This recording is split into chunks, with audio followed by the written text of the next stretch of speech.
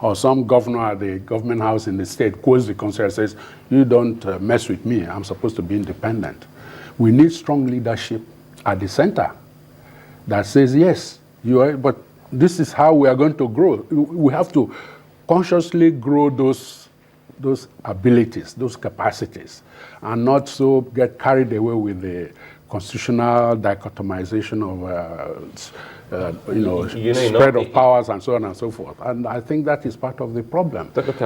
So that discipline has to be enforced by some way. That's where the political parties, social mobilization, the communities, the traditional rulers, they ought to be involved in some fashion. Put national planning in all of this and see how we can situate all of those problems that we have captured in our discussion into national planning, which you also have a firm understanding. You were federal minister, yes, national planning then. It will help if we have a better and a stronger, focused national planning, maybe ministry that will help capture some of one of the absurdities of the notion of structural adjustment program. Some people said that's what said we shouldn't be planning anymore. In fact, it should just be the opposite. It should have really reinforced planning. You can go from very detailed macro planning, the kind the Russians indulge in very unsuccessfully for years, into indicative planning, where at the federal level, you have indicative planning.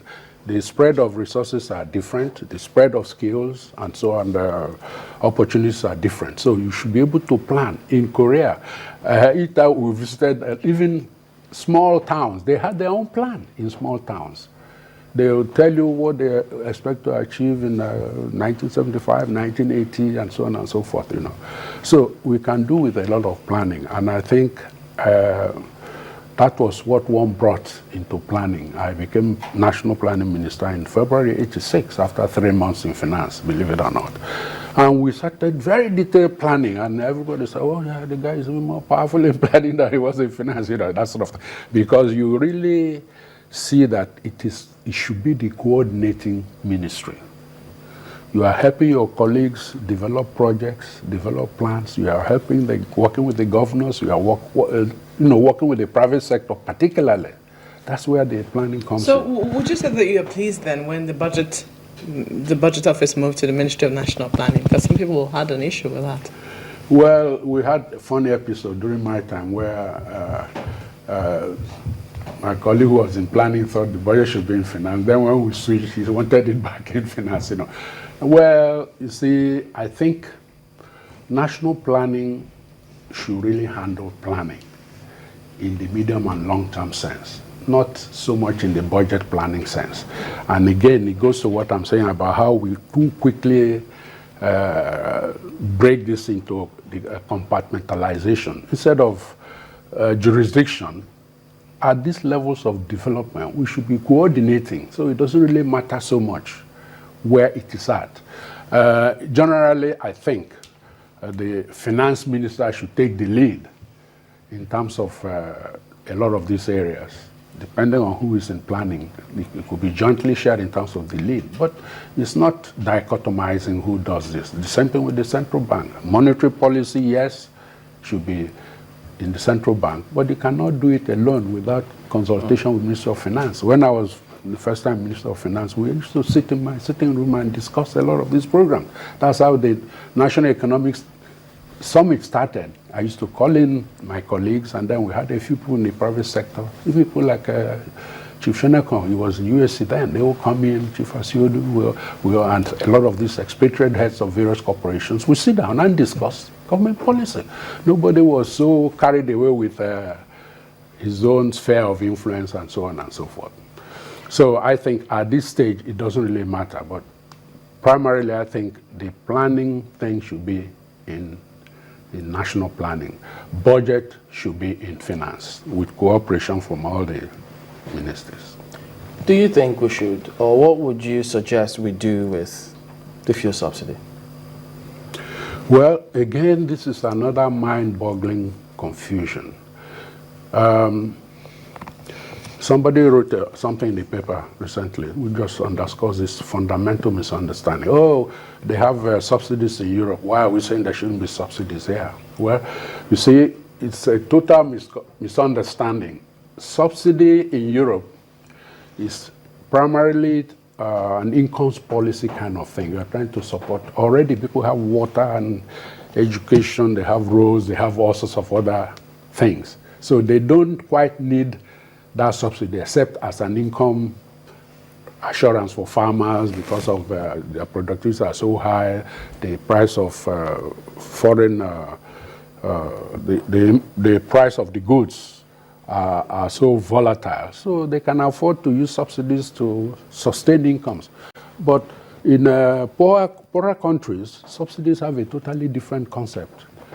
There, you want to subsidize to encourage production.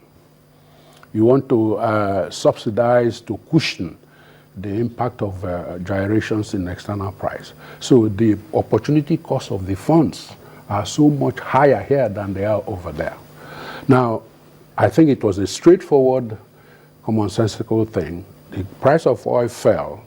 The basis for the subsidy is that by the time you convert the price of oil in foreign exchange into a naira, the price should not be that more different. But when the price has come down, it doesn't make any sense to maintain that subsidy. A few years ago, I was one of those on the streets against the removal of subsidy. But the issue I made consistently to my colleagues who were in government was that, yes, we remove subsidy, but you also have to weigh the overall impact. So you phase it out over 2 or 3 years. And people just didn't seem to understand that. I said, I don't know, it's the thing to do. I said, yes, I know it's the thing to do, but you have to now look at how do you do it. All in all, are you optimistic about where it is that we're going as a country? I mean, from what you've seen in terms of the budget, from what the CBN is saying, does it look like we're actually on a path to where we should be going? I think it would be too comfortable to look at a generalization like that. You have to still break it down into components. For instance, well, I'm very happy with the cleansing that is happening. And of course, we want it to be as much or primarily within the judicial framework. You understand what I'm saying? There's temptation to be hard.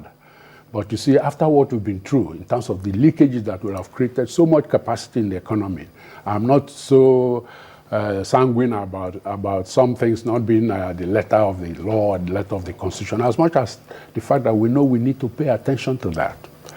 Now, general macroeconomic policy, we should be applying what has worked. We should not think that we need different approaches. We have to ban this or we have to restrict this. And you have to make sure that it makes sense because you are addressing different levels of savers and consumers and investors here, like you do in any other country. So at times when we feel so justified in thinking that we are taking a shortcut, as we have seen, it may have totally counterproductive results. The naira has dropped radically just as we are holding on to the naira and not paying as much attention beneath the demand and supply structures that determine the value of the naira. So those policies should be actively in pursuit, not focusing on the naira. The debt is debt management. It's not debt in an absolute sense. We were applauding. We took 12 billion and purported to be getting out of debt for a medium-income country, less than medium-income country. That's a silly idea. You reschedule so you grow and reduce the relative burden of the debt as your incomes grow over time. That's what we should have done. So I think at this point we may be patting ourselves on the back by just having some general statement like we're going in the right direction. It sounds nice, but really we have to break it down to the various sectors and be sure that we are assessing the efficacy of these policies in terms of sound macroeconomic reasoning. Well, Dr. Kalu Idika Kalu, a man with many caps, but is former Minister of Finance. Thank you for coming on this morning. Thank you, it's my pleasure. And that's where we end the program here today. Well, thank you all for your comments. We'll be back, no, not tomorrow. It's the Emphasis Remembrance Day too. Yeah, today. Oh, yeah. Oh yes, True. today, and I'm not wearing my puppy today, but How hey. come? Today of all days? Of all the You days, had it yeah. yesterday. I did. I had it throughout the week. We have it in the spirit. I mean, the mindset is one, as they say. Well, thank you for being there. We'll be back next time. I'm Chamberlain also. Well, thank you so much. I'm Maukwe Ogun. Many thanks for being there for us all through the week. Yeah. Sulaiman Alede.